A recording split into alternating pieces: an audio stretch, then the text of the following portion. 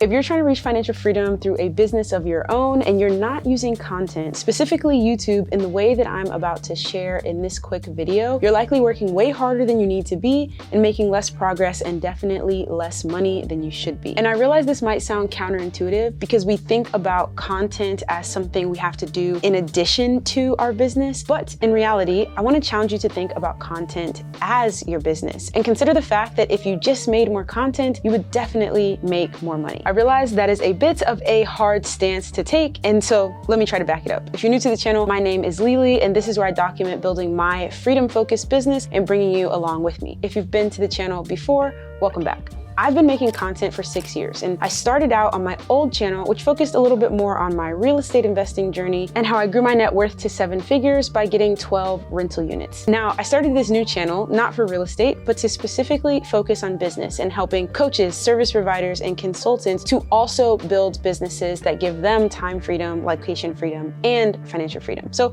if that sounds like you, you're absolutely in the right place. And as I've been using content over the last 6 years, I've realized that it is absolutely intertwined with business, and it's what has allowed me to grow my business to $30,000 per month and still keep time and location freedom. Because at the core, us as business owners need to think about content very differently than someone who is an influencer. We don't need hundreds of thousands of views in order to live off of YouTube AdSense and brand deals. It's nice if we're able to monetize our content and get sponsorships or affiliate deals, but that's not the main way we need to look at our content creation. Right now, I'm doing Vlogmas, so the videos are less structured and are coming every single day in the month of December until Christmas. But for a long time, every piece of content that I made was from right here at this desk. And this is the first advantage of not having to be an influencer. There's no pressure really on business owners to continue leveling up our production value and get really fancy and try to continue to outperform our last video, because we're playing a completely different game that is far less attached to getting tens of thousands or hundreds of thousands of views. Our game starts with thinking of content not just as like a video or a LinkedIn post or a tweet, but just as communication about who we are and what problem we solve, so that we can do the first job in business, which is to get noticed by our ideal clients. A lot of people call this marketing. I just simply call it getting noticed. And it can happen in a ton of different ways, both on the internet and off of the internet. But as a business owner, once you start at the top of getting noticed, you realize that it takes far fewer people going through your business funnel in order for you to make a significant amount of income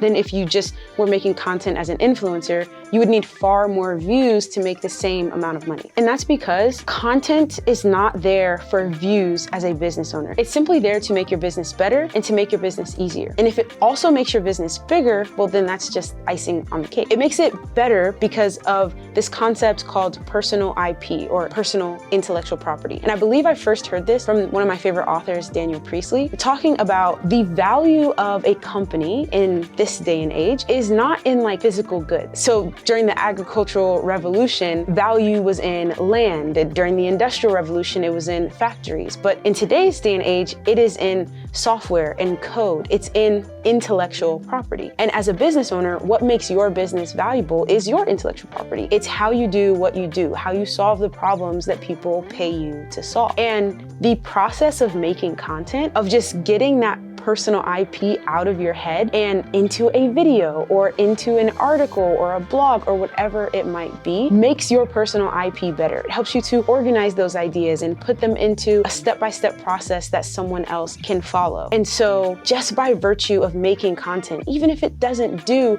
crazy views, it makes you a better business person. It makes you more able to communicate the value you have to give and for someone else to understand it. Let's just imagine that you have 10 people per month who find your business, and you need to just make one sale for $10,000, and that's your $10,000 per month business. Obviously, this is just an example, but in a world where you didn't make content and you weren't able to verbalize who you are, who you help, what you help them do, and why they should trust you, it's gonna be way harder to get any of those 10 people to purchase from you. But if you can clearly explain all of those things because you've gotten practice through making content, you're gonna be much more likely to convert the people that do notice you into purchasing from you. And again, if content helps you take those 10 people who notice you and make it 100 or make it 1,000, great, that's just icing on the cake. But the real value starts with making you get better at sharing who you are and what you do. The second thing that content does for a business owner that it doesn't do for an influencer is it makes your business easier because of the know, like, and trust factor. And that's the second step in how I think about what a business needs to do, which is first,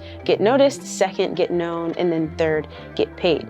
Google has this concept called 7-11-4, which talks about the number of hours, the number of interactions, and the number of platforms or locations that someone needs to build up time with you in order to feel like they really know, like, and trust you. So 7 hours, 11 interactions across 4 platforms. And the more of that you build up, the more likely someone is going to be to purchase from you. So again, if we go to our example of 10 people who come into your business ecosystem and you need to close one of them, if you're able to put content in front of those 10 people before they arrive at the sales moment where they need to make a decision on if they should buy or not, you are going to have much more success if they just simply notice you. Let's say they find your number in the yellow book, not that anybody ever looks at that anymore, but if they just simply notice you in a way that doesn't involve content and then have to decide to purchase from you or not purchase from you, that's gonna be much harder. My camera just died, but to prove to you how much you don't need to focus on being an influencer or being super fancy, I'm just finishing this video on my phone.